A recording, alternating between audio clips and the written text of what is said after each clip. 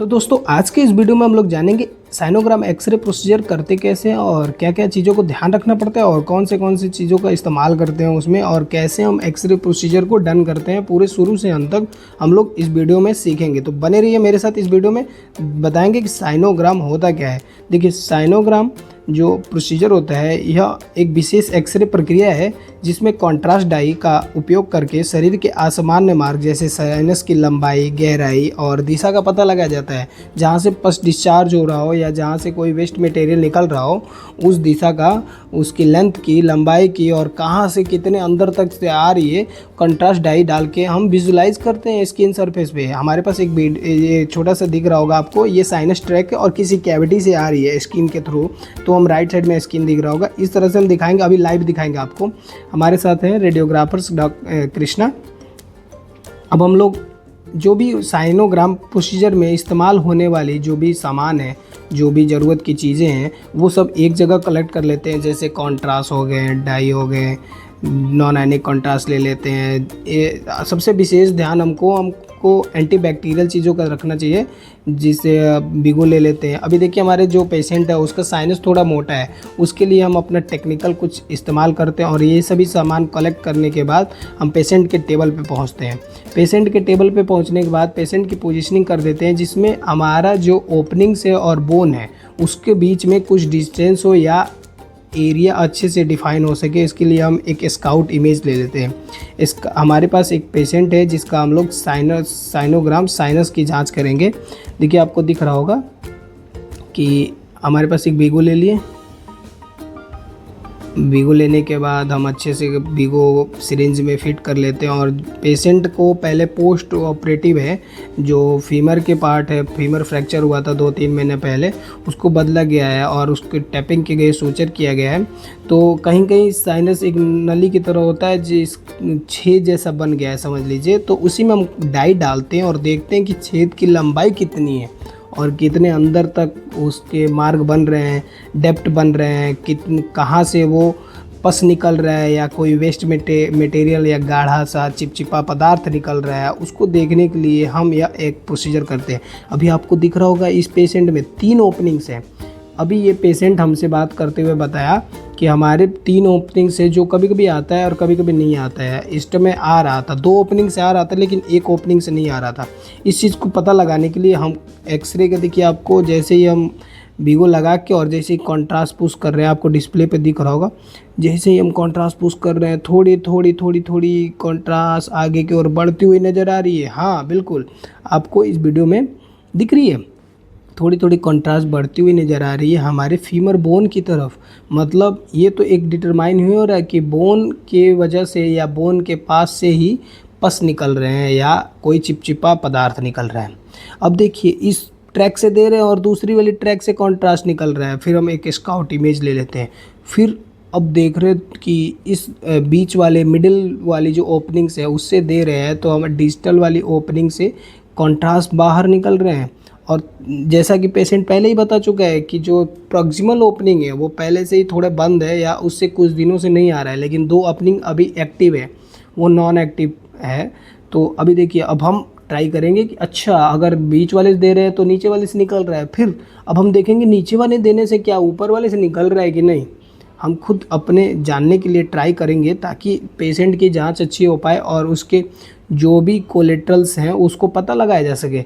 फिर हम अच्छे से वीगो को फिट करते हैं उसके नीचे वाले ओपनिंग्स में और आपको डिस्प्ले में दिख रहा होगा जैसे ही हम कॉन्ट्रास्ट धीरे धीरे पुश कर रहे हैं, वाह कितने अच्छे से ऊपर की ओर फीमर के ओर होते हुए, देखिए आपको दिख रहा होगा बीच वाली ओपनिंग से कॉन्ट्रास्ट निकलते हुए।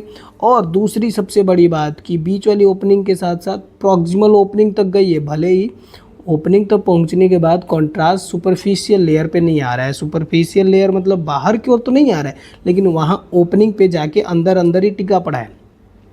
आपको दिख रहा है जैसे ही हम कंट्रास्ट पुश कर रहे हैं, बीच वाले के साथ साथ ऊपर वाले भी कंट्रास्ट में जा रहा है, ऊपर वाले ओपनिंग्स में भी जा रहा है। मतलब इसके जो 3 ओपनिंग्स बने हुए हैं, तीनों ओपनिंग्स से कुछ ना कुछ साइनस बने हुए हैं, एक नली तरीके के बने हुए हैं जो अंदर अंदर ही हैं और 3 सरफेस पे ओपनिंग बने हुए हैं। जैसे ही हम नीचे वाले से देते हैं डिजिटल वाले से, तो मिडिल में भी और प्रॉक्सिमल में, दोनों में जाते हैं।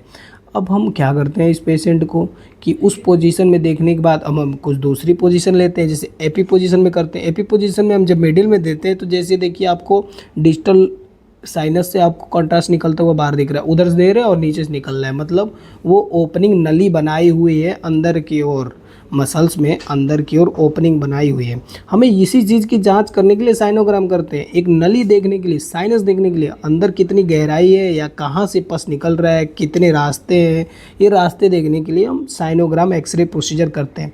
उसमें सिरिंज लेते हैं, सिरिंज में डाई भरते हैं और डाई हम डायरेक्ट वीगो से या वीगो के माध्यम से या इसके माध्यम से हम कंट्रास्ट पुश करते हैं। अभी आपको तीनों ओपनिंग बहुत अच्छे से दिख रहा होगा कि तीनों ओपनिंग कैसे कैसे दिख रहे हैं, ठीक है। जैसे ही कंट्रास्ट देते हैं तीनों ओपनिंग में आसानी से निकलते हुए कंट्रास्ट दिख रहे हैं, मतलब अभी हमारी जांच हो गई कंप्लीट और बिल्कुल अच्छे से मैंने जांच किया है और हर डायरेक्शन में, मतलब एपी में, लेटरल में, या जिससे हमें ओपनिंग्स अच्छे से क्लियर हो जाए उसमें एक्सरे स्काउट या मतलब स्पॉट ले लेना चाहिए, जिससे फिल्म में देने में आसानी रहे और हमारे रेडियोलॉजिस्ट को भी क्लियर रहे और आसानी से जो जांच कर सकें, ठीक है। बिल्कुल अच्छे से सारा कुछ दिख रहा होगा कि जैसे ही हम बीच वाले से दे रहे हैं दोनों ओपनिंग से निकल रहे हैं, मतलब अब हम क्लियर कर लेते हैं और रेडियोलॉजिस्ट के ध्यान देते हुए रेडियोलॉजिस्ट के साथ हम करते हैं ताकि उनको देखे और अच्छे से वो रिपोर्टिंग भी हो पाए कि कहाँ से साइनस बन रही है और कैसे कैसे साइनस निकल रहे हैं। देखिए आपको डिस्प्ले पे एक बिल्कुल अच्छे से दे रहे हैं, जैसे हम कंट्रास्ट पोज कर रहे हैं दोनों ओर से धड़ के बीच से और ऊपर से कंट्रास्ट निकल रहे हैं, जैसा कि आपने पेशेंट को देखा था कि उसके पेशेंट के फीमर पे 3 ओपनिंग बने हुए थे, डिस्टल पार्ट में, प्रॉक्सिमल पार्ट में और मिडिल पार्ट में, तीनों ओपनिंग में धद के कॉन्ट्रास्ट निकल रहा है। मतलब अब बिल्कुल अच्छी जांच है और इसके कुछ एक्सरे स्पॉट ले लेते हैं जो हम फिल्म पे देने में सहायता रहे।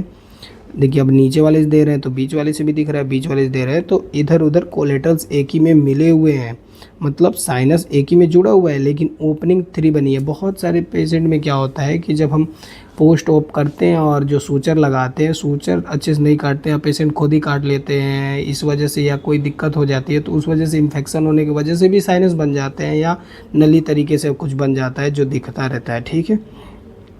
हमारे पास एक ही दिन में कभी कभी दो दो तीन तीन केस करने को मिल जाता है साइनोग्राम में। अभी हम आपको इसी वीडियो में ही हम बताएंगे कि अगले एक पेशेंट है उसका भी करके कि कैसे, एक पेशेंट है उसका भी देख करके हम दिखा के बताएंगे कि कैसे उनका है ओपनिंग्स और उनके ओपनिंग्स में क्या क्या प्रॉब्लम है, और उनसे कुछ हिस्ट्री भी लेंगे और हिस्ट्री में हम आपको दिखाएंगे भी पेशेंट क्या बता रहे हैं और किस वजह से भी हो सकता है, ठीक है। उसके लिए हम फिर से करते हैं स्टार्ट।